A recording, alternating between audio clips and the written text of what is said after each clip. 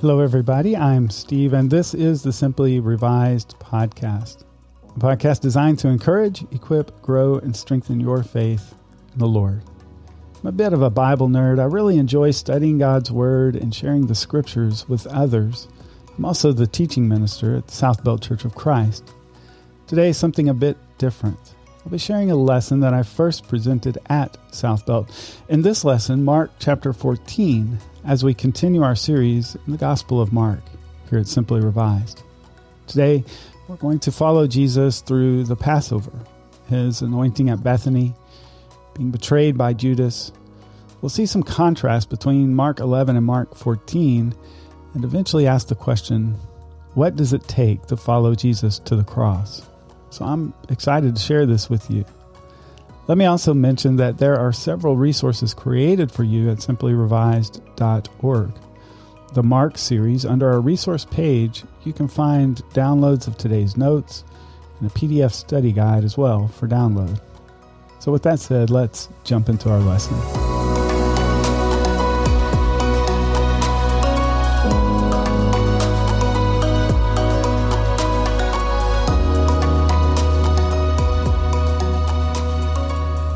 This is another very significant shift in the narrative of Mark's gospel. From this point on in the Gospel of Mark, we're not going to read about any more miracles of the teaching or miracles of Jesus. We're not going to read about him teaching publicly anymore. It's a shift to the mission of Christ. It's a shift and a focus to the cross of Christ. Mark 14 is a very, very rich chapter. It's a full chapter. Brother Billy, maybe you are all wondering, why are we reading from Exodus this morning for our reading? But that's the background. There's so many references in Mark 14 to the Old Testament, to the deliverance of Israel from the hand of the Egyptians. The Passover, the Feast of Unleavened Bread, all of this is important as we look at Mark 14. In fact, if we don't understand these things, it's difficult for us to understand the meaning of what Jesus is doing in this chapter and in our lesson next week. Remember this feast, this Passover, this Feast of Unleavened Bread. It was of utmost importance to the Jews. It was a time when Israel remembered God's Passover and how God had passed over and spared the firstborn. It was a remembrance of God's deliverance from the hand of Egypt and out of slavery. It was a time of fellowship as families would gather around the table. And bonds were strengthened in the retelling of this story. This all sets the background for our text this morning. And where Mark is leading us in his gospel. As Mark begins this section, it's a time when there are storm clouds swirling over Jerusalem. It's a time when there are storm clouds swirling over Jesus. We see there that there is a plot underway to kill Jesus. One of his close friends in this chapter will betray him. But also in this chapter, we see some extreme contrasts. And these contrasts are where I want us to focus our thoughts and our time today. Let's notice how it begins. Mark 14, verses 1 and 2. After 2 days, it was the Passover and the Feast of Unleavened Bread. And the chief priests and the scribes sought how they might take him by trickery and put him to death. But they said, not during the feast, lest there be an uproar of the people. As I mentioned, there is a plot underway to take the life of Jesus, to kill him. And the only reason they do not attempt to do it right now is because of the Passover and the many people that would have been in Jerusalem, the large crowds that would have been gathered there for the Passover. So they seek a better, more opportune moment. Jesus is just outside of Jerusalem in Bethany at the house of Simon the leper. And when a woman comes to him with some expensive perfume, and she uses it to anoint Jesus, there in verse 3, and being in Bethany at the house of Simon the leper, as he sat at the table, a woman came having an alabaster flask of very costly oil of spikenard. She broke the flask and poured it on his head. But there were some who were indignant among themselves and said, "Why was this fragrant oil wasted? For it might have been sold for more than 300 denarii and given to the poor." And they criticized her sharply.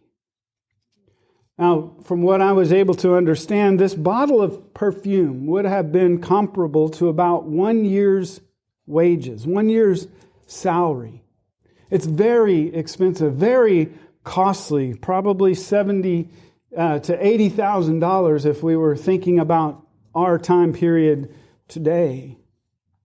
And we notice that when she did this, there were some of the disciples that criticized her and sharply rebuked her for doing such a thing, for breaking this perfume when it could have been sold and given to the poor. But we notice here in this passage that, again, they're not quite tracking with Jesus. They're not quite keeping up with what Jesus is doing. And there in verse 6 through 8, Jesus said, "Let her alone.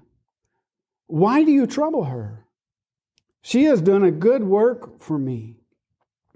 For you have the poor with you always, and whenever you wish, you may do good to them. But me you do not have always. She has done what she could. She has come beforehand to anoint my body for burial." You see, Jesus understands what's about to take place. He understands that just a few days, just a few steps, and the cross is before him.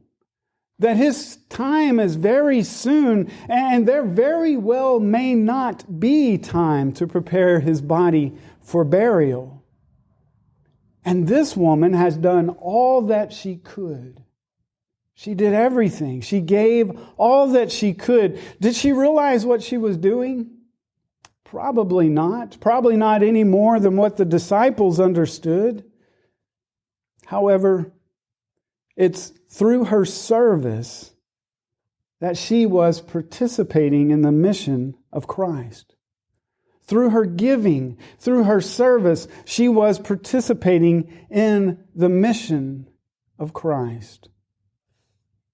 The next scene recorded for us is there in verse 10 and 11. Judas Iscariot, one of the 12, went to the chief priests to betray him to them. And when they heard it, they were glad, and they promised to give him money. So he sought how he might conveniently betray him, speaking there of Jesus. Matthew records for us in Matthew 26 and verse 14 that this plot was carried out for about 30 pieces of silver. Now, in comparison to the woman, Judas would betray Jesus for about a month's worth of salary. And here's one of our first contrasts that we see in chapter 14. One person, the woman, she gave all that she could give to serve the Lord. Judas did not give, but instead, what was he doing? He was seeking how following Jesus might profit himself. He was seeking his own personal gain.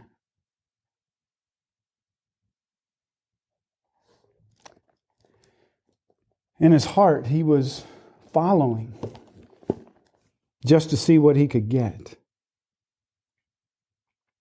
In contrast, we have to pause and ask ourselves the question, what are we here for? Why have we come to Jesus? Are we here for our personal benefit, for our personal gain?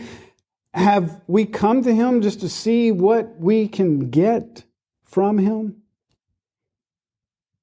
Or are we willing to give of ourselves sacrificially?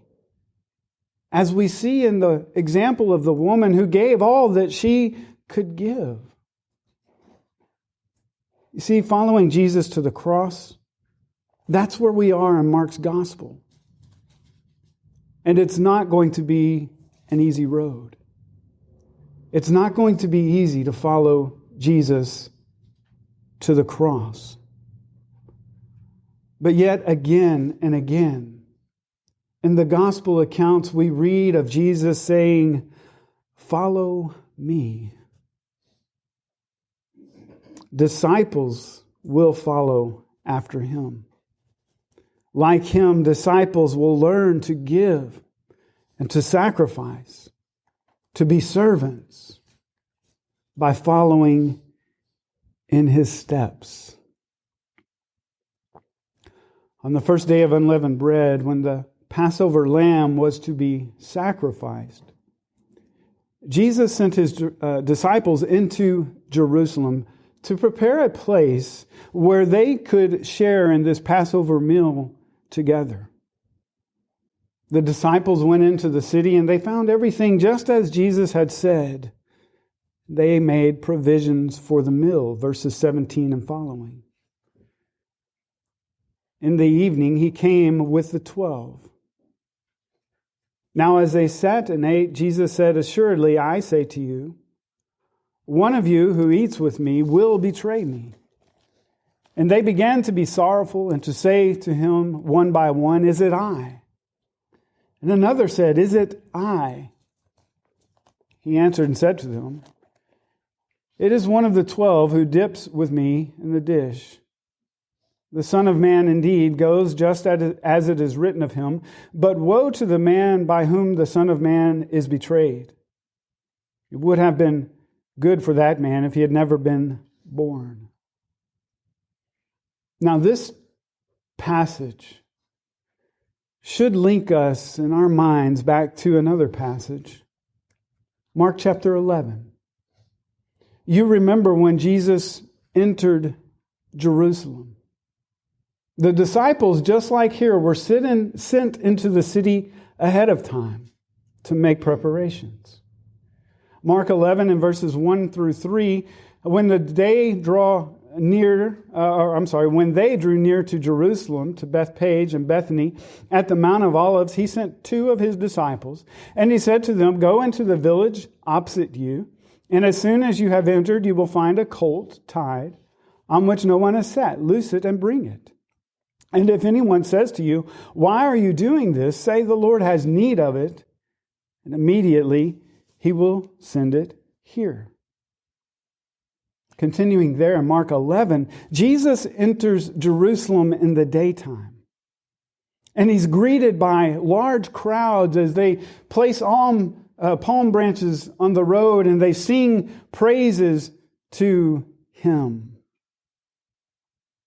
But notice the contrast here in chapter 14. It's not by the daytime that Jesus is entering Jerusalem this time. This time, verse 17, Jesus enters Jerusalem by the cover of night.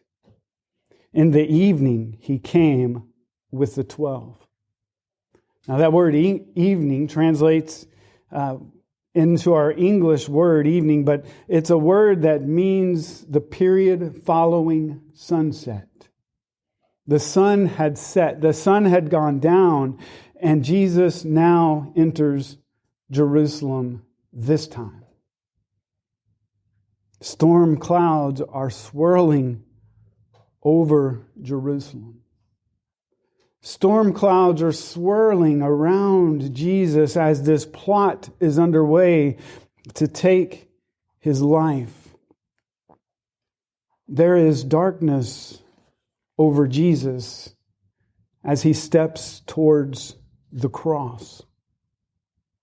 You can almost picture the disciples secretly bringing Jesus into Jerusalem, secretly bringing him into the city as they look around every corner and they look around every alleyway to make sure someone's not there to take him, so that they can participate and share in this Passover meal together.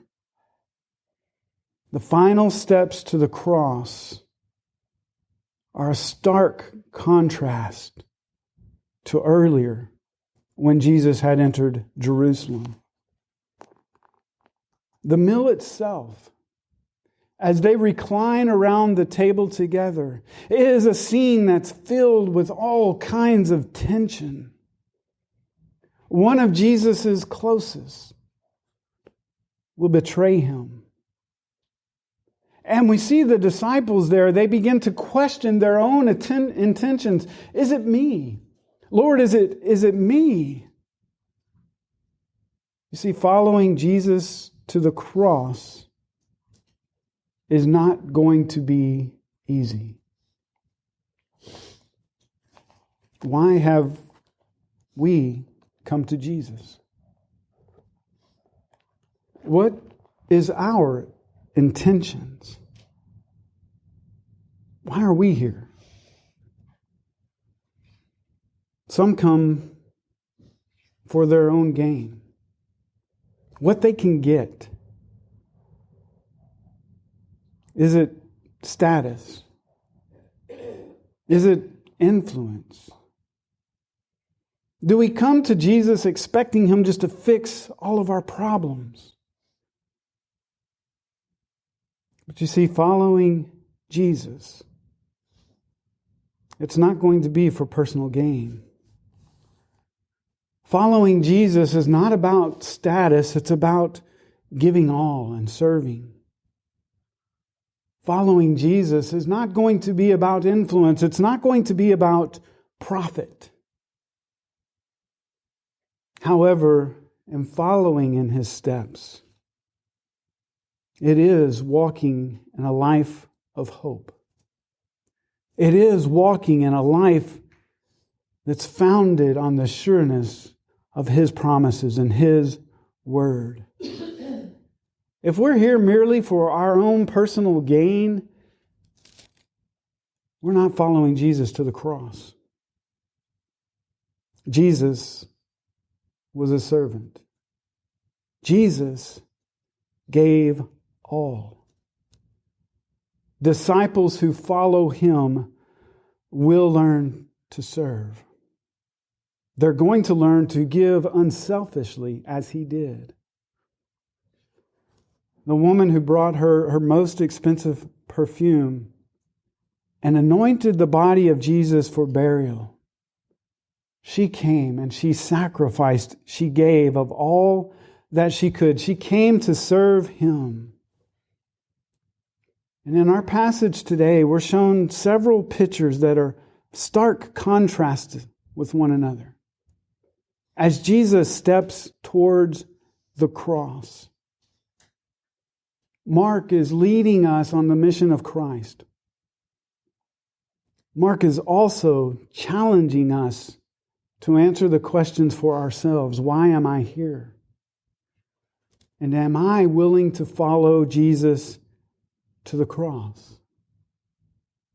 You see, Jesus said, if anyone desires to come after me, let him deny himself and take up his cross and follow me. For whoever desires to save his life will lose it, but who loses his life for my sake will find it. Matthew 16 and verses 24 and following. Why are we here today? Are we willing to follow Jesus to the cross?